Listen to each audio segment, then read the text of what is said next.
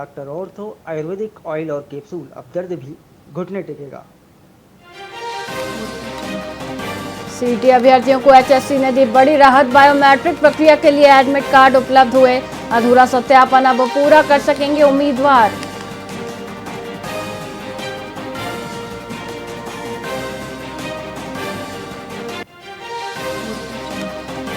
हिसार में bar association के चुनाव पर रोक। बार काउंसिल ऑफ इंडिया ने लगाई पाबंदी। 12 जून को होनी थी वोटिंग।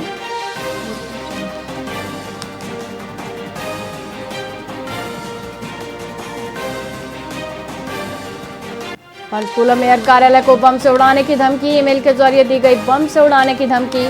कई प्रसिद्ध मंदिरों को भी बम से उड़ाने की धमकी मिली।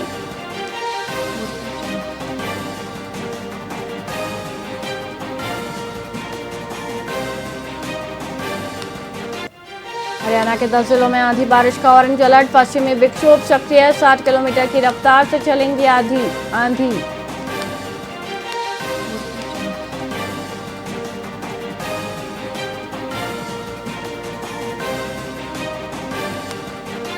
मिजोरम म्यांमार सीमा पर ईडी की बड़ी कार्रवाई। अवैध बर्मी सुपारी तस्करी के मामले में छापेमारी। ईडी की टीम ने 9 अलग-अलग ठिकानों पर छापेमारी की।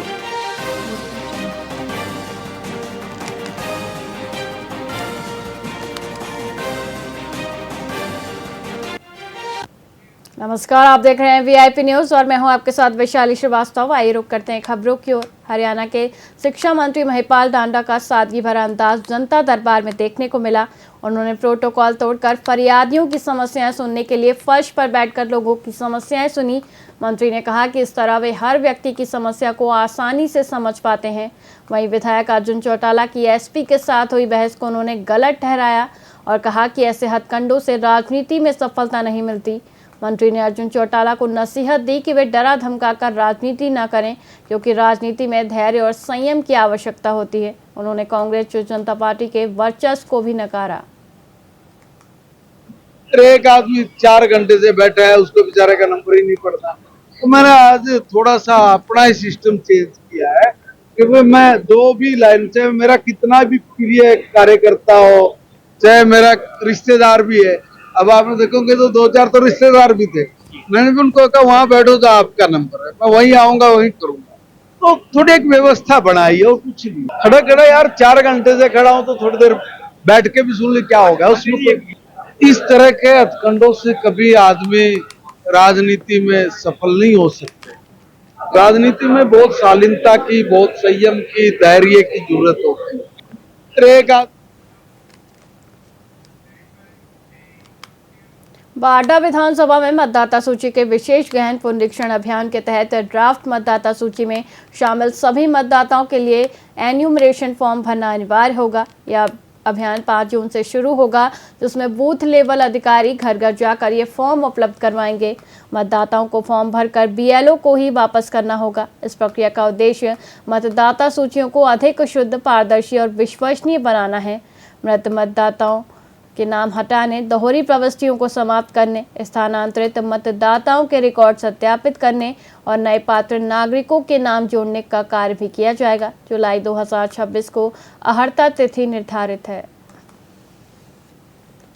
सबसे पहले तो आप सभी का बहुत बहुत स्वागत। जैसे आपको पता है कि ये स्पेशल इंटेंसिव रिवीजन जो इलेक्शन कमीशन के द्वारा अनाउंस किया गया है, उसके रिगार्डिंग बुलाई गई है। इसमें आपके माध्यम से मैं बताना चाहूँगा कि हमारा जो SIR की प्रोसेस है वो 5 जून से स्टार्ट हो जाएगी, जिसमें preparation of training and printing 5 से 14 जून तक चलेगी। फिर house to house visits by BLO 15 June से 14 जुलाई तक चलेगी। फिर रैशनलाइजेशन ऑफ पोलिंग स्टेशन हम 25 जून से स्टार्ट कर देंगे। फिर ड्राफ्ट जो हमारा इलेक्टोरल रोल पब्लिश होगा वो 21/7 को होगा। सबसे पहले तो आप सब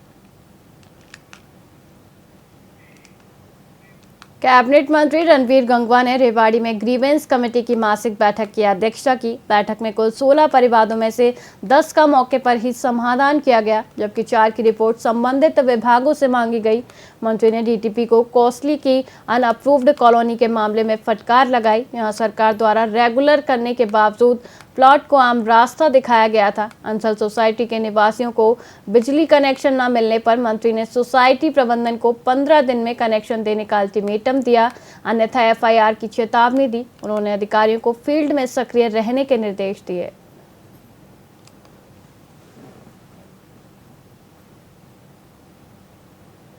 जैसे आपको पता ही है कि हर महीने ये मीटिंग होती है, जो भी समस्याएं आम नागरिकों की होती है वो सारे प्रशासन के अधिकारी साथ बैठ करके उसको सॉल्व करने का काम करते हैं।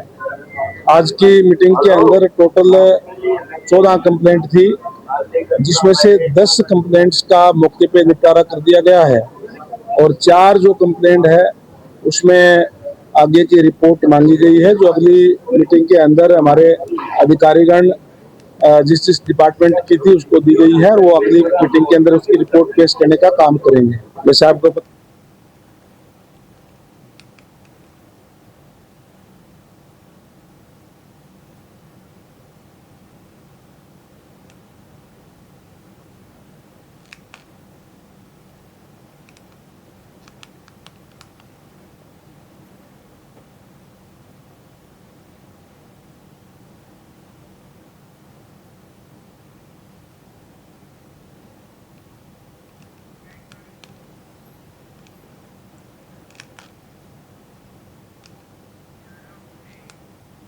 पलवल जिले में मौसम ने अचानक करवट ली। दोपहर में आए भयंकर तूफान और बारिश ने जनजीवन को बुरी तरह प्रभावित किया।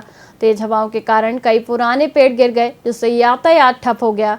शहर के कमेटी चौक पर दुकानों के सामने जलभराव की स्थिति बनी रही, जिससे स्थानीय लोग प्रशासन की व्यवस्थाओं पर सवाल उठाते दिखे।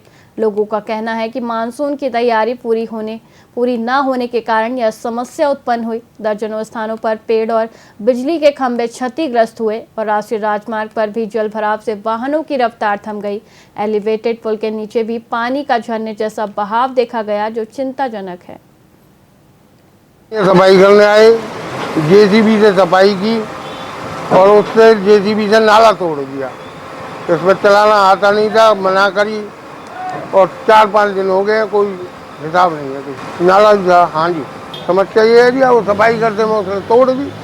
अब दुकान बंद है हमारी, तो यही कहना चाहेंगे जी कि सफाई दुरुस्त हो और हमारी रोड नाली बनाई जाए। कमेटी कहती है ये हमारी हद में नहीं है, PWD बनाएगी। मेरा नाम संदीप। कहाँ के रहने वाले हैं? मैं मेवात कुरसला। पानी को लेकर बहुत ज्यादा समस्या है जी, आधी गाड़ी डूब रही है। तो आप कहाँ से आए हैं? अभी फिलहाल हम बल्लभगढ़ से आ रहे हैं।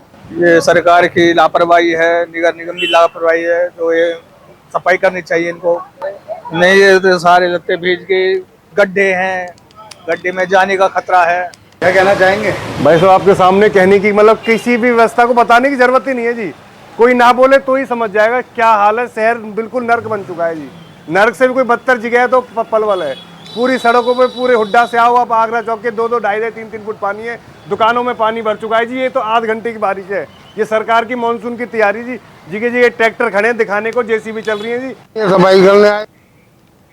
विश्व पर्यावरण दिवस के अवसर पर फरीदाबाद में नगर निगम ने व्यापक सफाई अभियान का शुभारंभ किया है। बल्लभगढ़ के विधायक एवं पूर्व कैबिनेट मंत्री मूलचंद शर्मा ने स्वयं झाड़ू उठाकर इस महाअभियान का नेतृत्व किया। उन्होंने इस बात पर जोर दिया कि पर्यावरण संरक्षण केवल एक दिन का उत्सव नहीं, बल्कि दैनिक जीवन का हिस्सा होना चाहिए। शर्मा ने बताया कि कल 5 जून विश्व पर्यावरण दिवस के साथ साथ बड़े पैमाने पर पौधारोपण अभियान की भी शुरुआत होगी। यह अभियान शहर के सभी वार्डों और ग्रामीण क्षेत्रों में चलाया जाएगा, जिसका उद्देश्य शहर को स्वच्छ और हरा भरा बनाना है।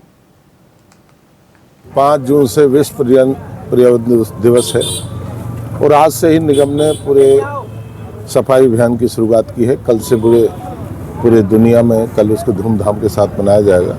और मैं कहता हूँ फरीदाबाद के सभी वार्डों में, सभी ग्रामीण अंचल में सफाइयाँ और वृक्षारोपण का कार्यक्रम है।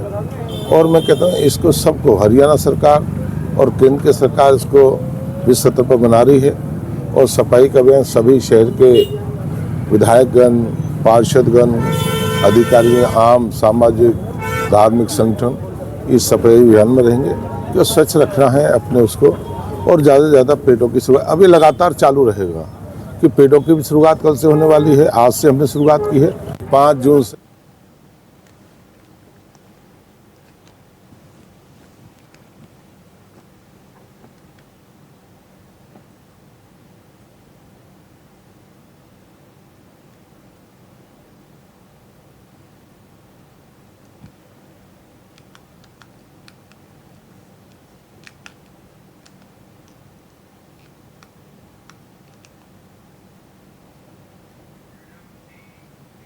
हरियाणा में खालिस्तान के नाम पर धमकी भरे ईमेल भेजे जाने से सुरक्षा एजेंसियां हाई अलर्ट पर हैं।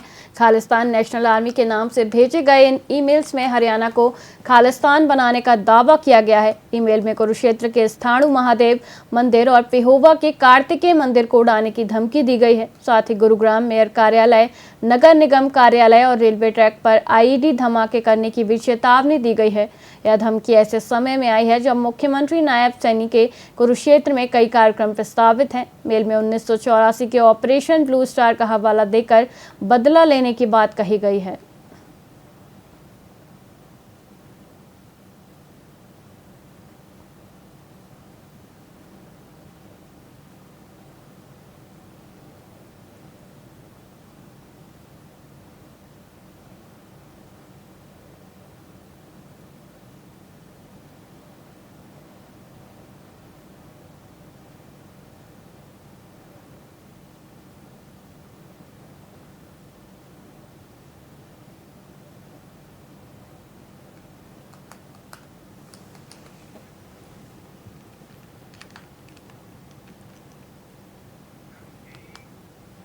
फरीदाबाद के सेक्टर 3 अस्पताल से एक गंभीर लापरवाही के मामले में नौकरी से निकाले गए स्वास्थ्य कर्मी को बहाल करने की मांग को लेकर स्वास्थ्य कर्मियों ने जोरदार प्रदर्शन किया। 15-16 मई की रात मोबाइल की लाइट में महिला की डिलीवरी कराने के आरोप में जांच के बाद जीडीए को बर्खास्त कर दिया गया था।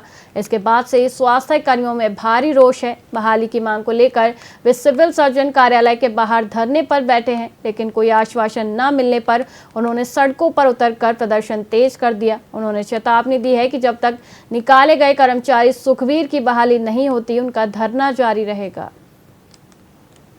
डिलीवरी आई थी, पहली बात तो वो पहले 5 बच्चे थे। अच्छा। अब छठा होने वाला था तो थोड़ा टाइम से आना चाहिए था। ठीक है। चलो उसके बाद जो एसएमओ इंचार्ज है उसने ताला गेट का लगवा रखा। अच्छा। सिक्योरिटी गार्ड रखना चाहिए गेट पर, कोई सिक्योरिटी गार्ड नहीं।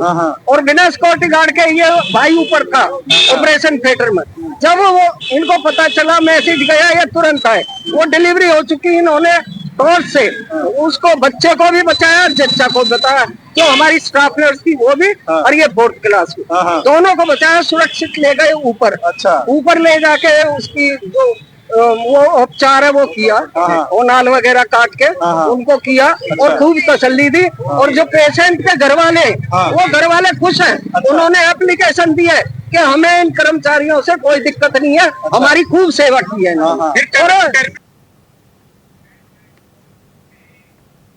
फिलहाल खबरों में इतना ही। मुझे दीजिए इजाजत। देखते रहिए VIP न्यूज़। नमस्कार।